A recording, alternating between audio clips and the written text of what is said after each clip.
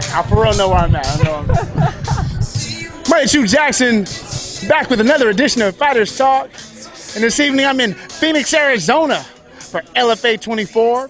And the featured fighter of the night, BJJ World Champion, Mackenzie Dern. How you feeling today, Mackenzie? Man, I have like a smile on my face, you know. This is actually the first time I've ever seen you at weigh-ins with a smile on your face. But I'm going to attribute that because we're fighting up a weight class. Exactly. Yeah, you know, don't have to cut that much weight. Yeah, you know. Of course, any diet sucks, you know. There's no diet that's like, oh, perfect, you know. But definitely, I felt good coming in, you know. Like, I just had a last hard couple hours, you know, but nothing compared to 115, you know. So I'm really excited to see how it will be tomorrow, you know, like how I'll recover, how I'll feel, if I'll feel slow, like maybe too heavy, you know. I've never been like almost this heavy to fight the next day, you know. Well, what do you compete at in jiu-jitsu? Jiu-jitsu, I fight 129 pounds, so 125, like this weight. But the last 3 fights that I had with LFA and Legacy that I fought at 115, the next day I didn't go up to like 135, you know. So I wonder like what my weight will be tomorrow, you know.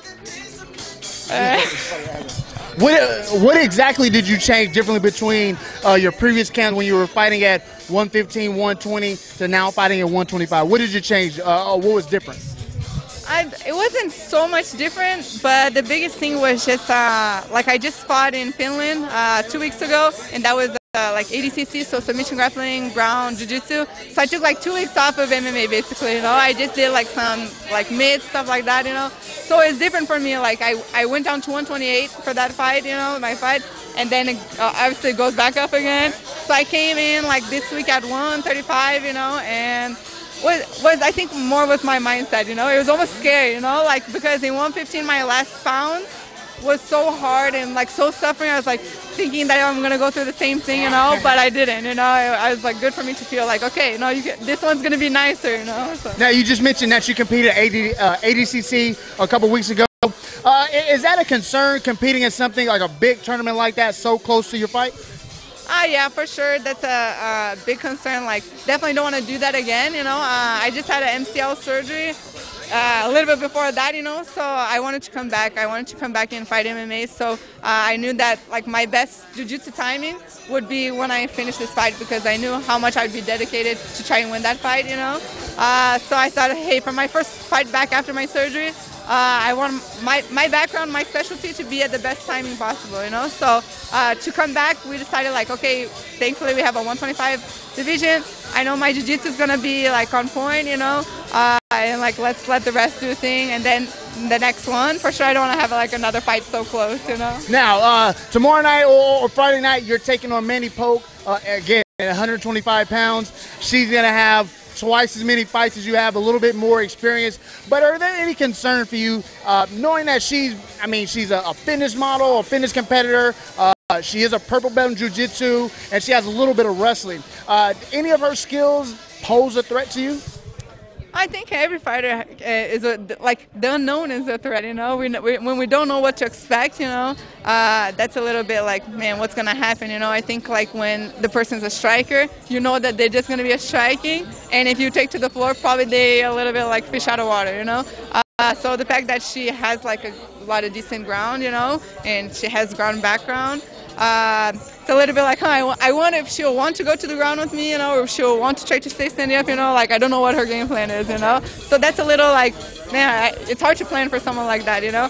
But yeah, you know, she has 3 and 3, she has like double the experience, you know, good and bad experience, you know. So I think like it's good for me them coming like undefeated, you know. I definitely want to continue that. But yeah, I'm excited. I think it will be a great fight. She seems like a great person, you know. It's cool, you know, to not have someone like always trying to like, you know, get the attention from the fight, you know. I feel that a lot sometimes, you know, like always trying to get the attention fight. Like I think, like, man, it's hard to rub me wrong, you know, but like if that something happens, like it will be easy for me to like get in the publicity and like show that I don't like. Not that I don't like the person, but man, I'm ready for this fight, you know. Oh, for sure. Yeah, you know, but this one, she's a great person, so I think like we'll be really respectful, and but I think for sure we're gonna fight her, you know. It's like fight or fly, you know. So. Now, again, you haven't competed. It's been 7 months roughly. I want to say March. How do you feel you've grown as a fighter in that time? Man, always growing. I started from like zero MMA basically, you know, just so always like growing. I think like being here in Arizona is like a big difference for me, you know. Like I've never like fought here in Arizona, even like jiu-jitsu or anything, you know. So it's a little strange to have like so many supporters be here and stuff. But I think just growing, like my confidence is growing for sure, and like man.